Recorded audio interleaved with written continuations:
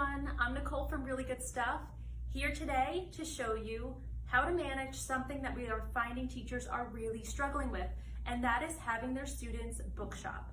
So as you can see here, I have my book shopping pocket chart and pocket chart cards. I have a bunch of bins full of books. I have my book bin down here and my library card. So I'm going to be taking you through what all of that is, what all of that means, and how to manage book shopping in your classroom. But before I do so, let's do our giveaway. So our giveaway today, we are giving away 20 prizes. All you have to do to enter to win is tell us about how you've been managing book shopping in your classroom so far. Okay, so if you're a different kind of teacher, you can tell us about other types of management if you'd like to enter the contest. But for our general ed teachers, we'd love to hear about how you've been managing your students shopping for books throughout the weeks, throughout the months, dealing with students not being able to touch the same books and having to be in their own separate areas. So let's get started here. I want to start by showing you our pocket chart here that has our book shopping label, our days of the week, our numbers, and which books to shop for. So let me just scoot this out of the way so that I can make sure I'm in the frame here. So these numbers represent our students. So some teachers like to give their students a number. Other teachers don't like to use that way, and they would use a student's name. So you have the option of writing your student's name or having them assign a number. So just for the sake of it being easier to explain, I'm going to use the number system for this today.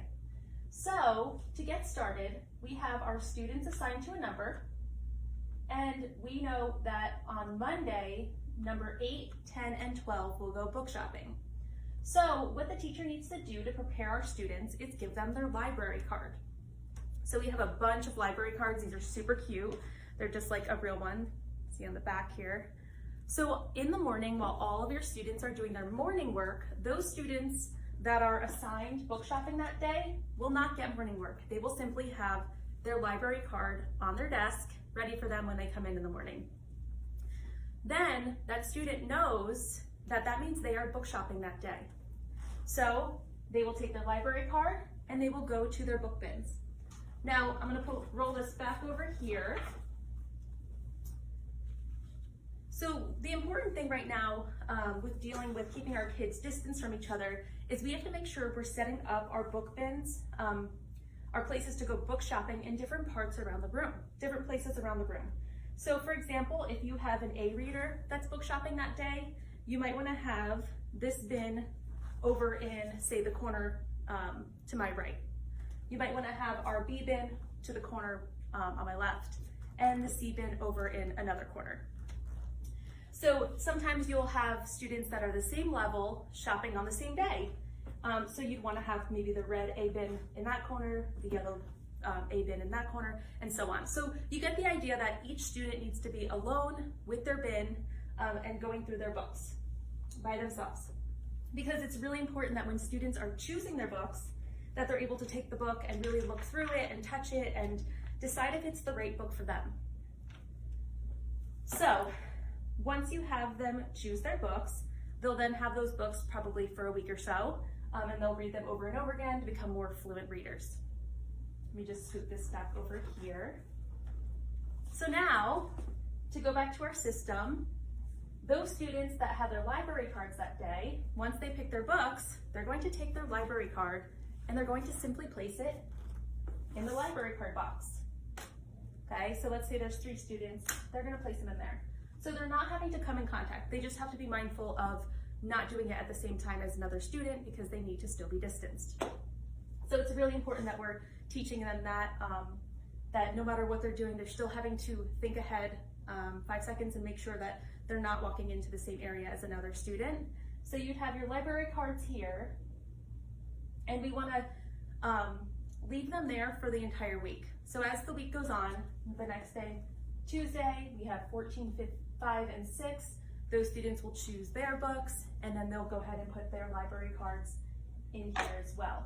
So throughout the whole week, this will fill up with library cards, and then you can spend some time, it's up to you how you want to do it. If you want to just leave it over the weekend. That's what I would probably do, so that no one's touching it for a long time. And then Monday you'll have those cards ready to go again for your students. Another thing I want to tell you is when your students are shopping for their books, we have over here which kinds of books they'll be shopping for. So, for example, here we have 5 fiction books, 2 nonfiction books, and 3 choice books. So that's a way to also manage which books they're choosing without them having to come and ask you every day what they should be doing. So let me show you. This product is just so neat because it's so easy to manage book shopping no matter what kind of teacher you are. Whatever you like to do, you can customize this to fit your needs. So for example, lookbooks, books at the next level up, books at your level, any book. And then we have these blank cards. So for example, if you're teaching, let's just say you're teaching about animals. You might have them choose a certain number of books about animals. So it all depends on what you're teaching. You can customize this to fit your needs, to fit your students' needs. Now at the end of the week, your students are going to have those books in their hands that they've been touching, that they've been reading over, and we don't want any other students to be in contact with those books, obviously, for a little while. So we also have a bin where they can put their used books so that, again, they're not being put back into the bins and other students are touching them right after, especially because our books, sometimes go home, come back to school. We want to avoid the germs being spread. So it's up to you how you want to do this.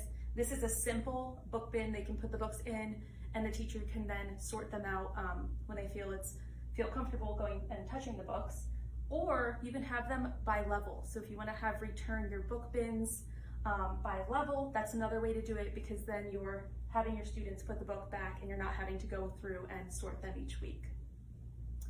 So that's it for our book shopping Facebook Live today.